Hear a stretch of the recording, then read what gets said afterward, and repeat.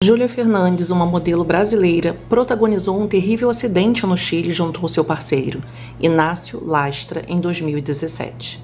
Neste vídeo vamos mergulhar nas reviravoltas, nos segredos e nas revelações de um caso que está chamando a atenção de todos. E a verdade por trás disso pode surpreender você. Prepare-se para descobrir o que nem todos querem que você saiba.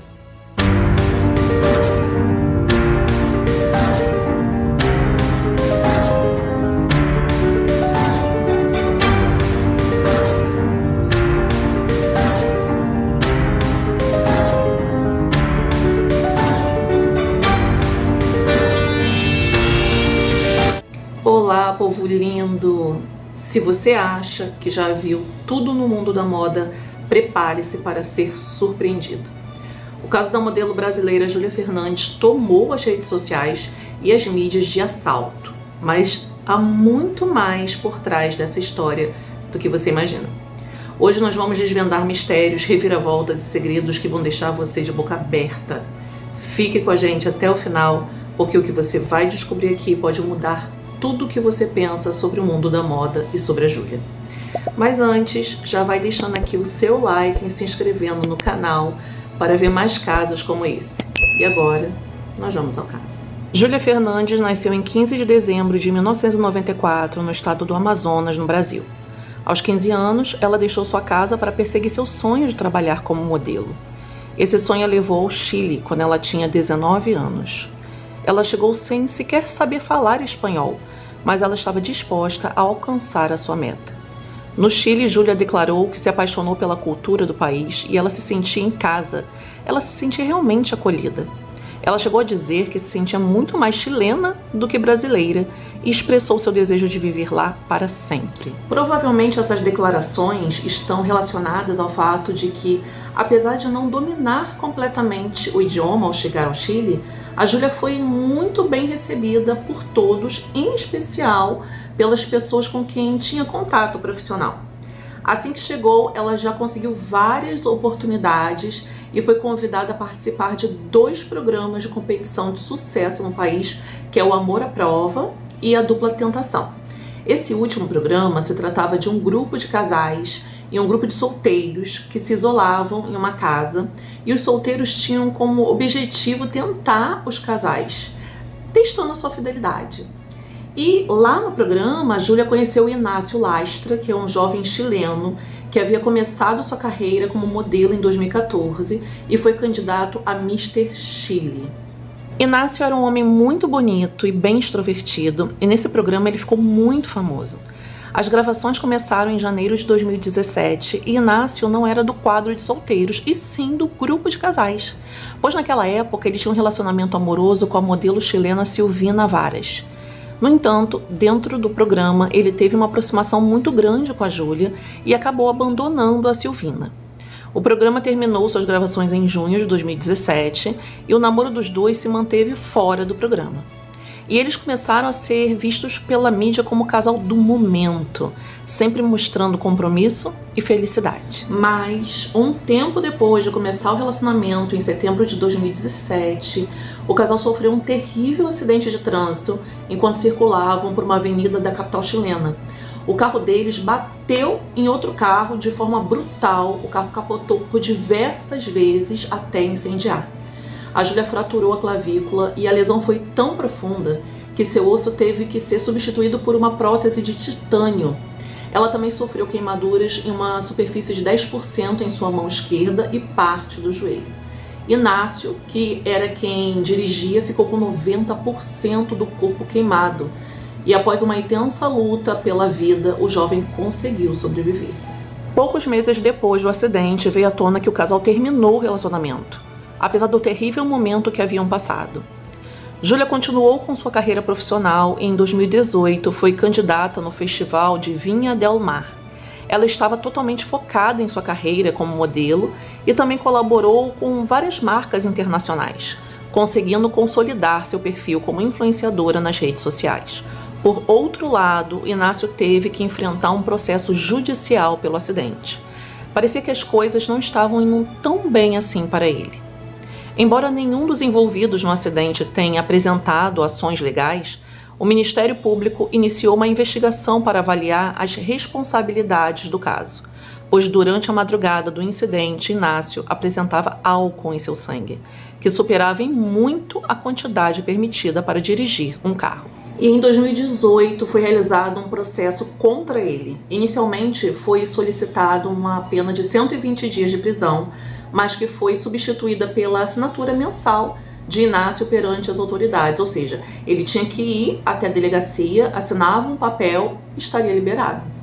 Além disso, a sua carteira de motorista foi retirada por 5 anos. Inácio também indenizou uma das vítimas do acidente, afinal, ele estava dirigindo embriagado e provavelmente a culpa seria sua.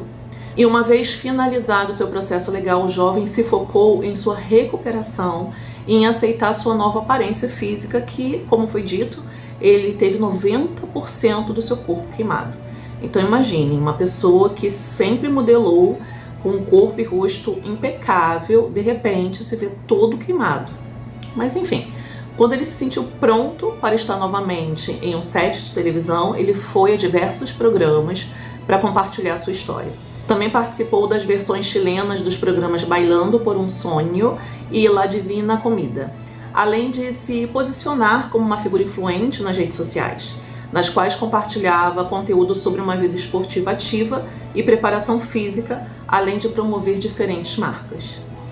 Com o tempo, em 2019, Júlia revelou publicamente que havia reconstruído a sua vida amorosa e estava em um relacionamento com Jorge Silva, que era um esportista e traumatologista.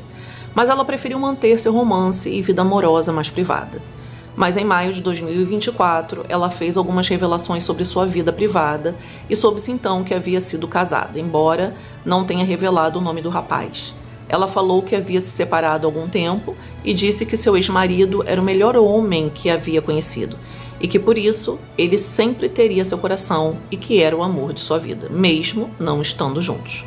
Mas mesmo abrindo pouco de sua vida pessoal, ela preferia manter os detalhes em sigilo. A Júlia, ela costumava dar muitas entrevistas, focando sempre sobre a sua vida profissional, mas o acidente que havia sofrido com Inácio era um tópico que sempre voltava à tona.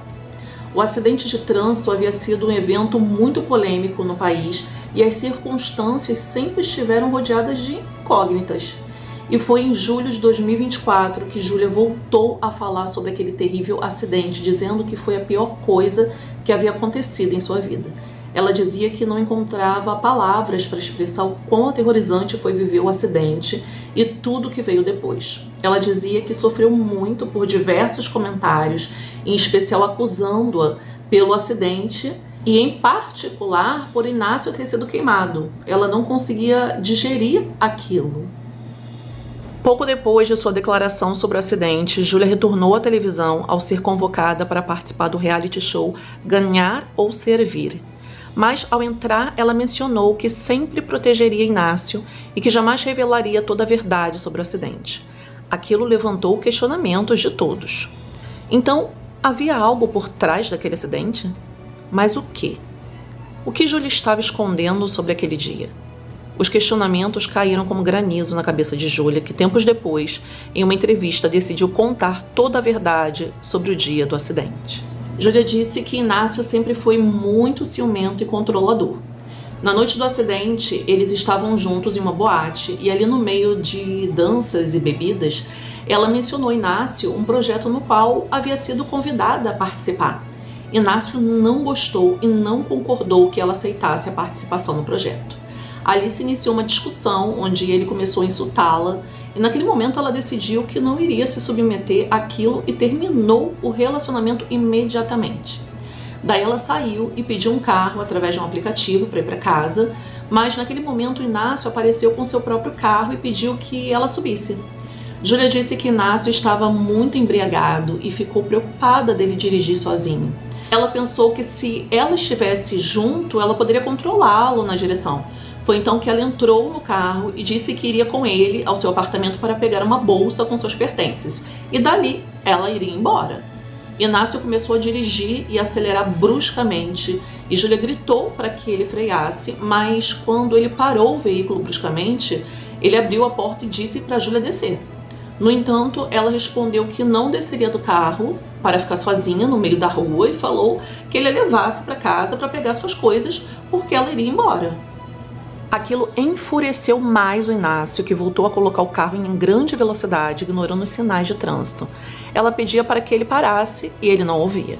Júlia falou que aquela atitude agressiva que ela já estava acostumada não iria assustá-la mais. A raiva o consumia cada vez mais e cada vez mais ele acelerava o carro.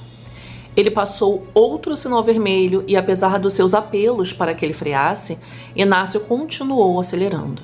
Quando chegaram ao terceiro sinal vermelho, ele já estava a mais de 200 km por hora. Júlia viu que a situação era grave e começou a implorar por sua vida. Ela falou que na avenida os veículos buzinavam, as pessoas gritavam e acendiam suas luzes, mas Inácio não reduzia a velocidade. Pouco depois, um automóvel cruzou a avenida e, em vez de parar, Inácio jogou o carro diretamente contra ele. Ele girou o volante para colidir com o outro veículo. A velocidade extrema com que circulavam fez com que o impacto fosse brutal. O automóvel no qual o casal estava voou pelos ares, dando voltas antes de cair e se incendiar. A Júlia então ficou inconsciente e, quando recuperou a consciência, Inácio estava ao seu lado tentando ajudá-la, enquanto o fogo avançava pelas pernas dela. Ele disse que ela precisava sair do carro e ajudou a desfivelar o cinto de segurança. A Júlia também tentou desfivelar o cinto do Inácio, mas não tinha força na mão devido à lesão que sofreu no ombro durante o impacto. Naquele momento, começou a ver fogo se espalhando e ficou em choque. Ela voltou a si com uma cotovelada de Inácio, que disse para ela sair do carro imediatamente, enquanto ele permanecia preso dentro e as chamas se espalhavam. Inácio foi hospitalizado e Júlia pagou parte da hospitalização e medicamentos, e devido a esses gastos ela ficou sem dinheiro em um país que não era o seu e onde ela estava sozinha. Ela ainda tentou continuar seu relacionamento com o rapaz por aproximadamente 4 meses, enquanto ele estava hospitalizado. No entanto, o próprio Inácio decidiu terminar o relacionamento e foi a família dele quem impediu que ela o visse novamente. Ela chegou a escrever uma carta para ele, mas não sabe se ele havia recebido, pois toda a comunicação passava pela família dele e provavelmente eles não entregaram.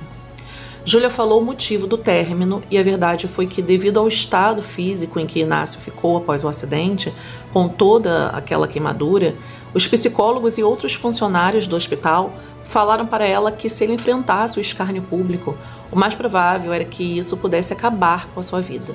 E Júlia, por ser uma pessoa pública e saber que ele seria exposto, não queria carregar essa responsabilidade tão grande e dolorosa. Outro motivo foi que ela se deu conta que ele havia sido o causador daquele acidente.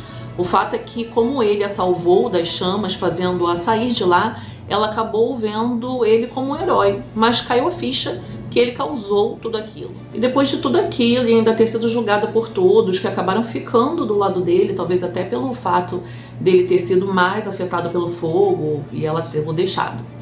Por sua parte, Inácio respondeu às declarações de Júlia através das suas publicações nas redes sociais, explicou que durante 7 anos ele recebeu ataques e que cada vez que a história era mencionada, ela era modificada para fazê-lo parecer uma pessoa pior do que ele realmente era. E ele esclareceu que sempre reconheceu ser o causador do acidente e admitiu seus erros. Disse também que nunca se vitimizou por esse evento, que quase lhe custou a vida e que lhe deixou 90% do corpo queimado. Também mencionou que o importante era avançar e que era isso que ele estava fazendo. Ele só não queria cometer os mesmos erros. Bem, pessoal, o caso de hoje foi um caso criminal? Sim, foi. O que aconteceu ali foi um crime passional, mesmo que o rapaz não tenha respondido por isso. Um evento positivo na vida de quem você ama surge, você simplesmente tenta acabar com tudo. A toxicidade e o narcisismo embutidos nesse caso só refletem uma história de repressão feminina que vem se arrastando ao longo do tempo e segue velada pela sociedade. É isso, povo. Eu fico por aqui e te espero na próxima sexta, firmes e fortes. Um ótimo final de semana a todos vocês.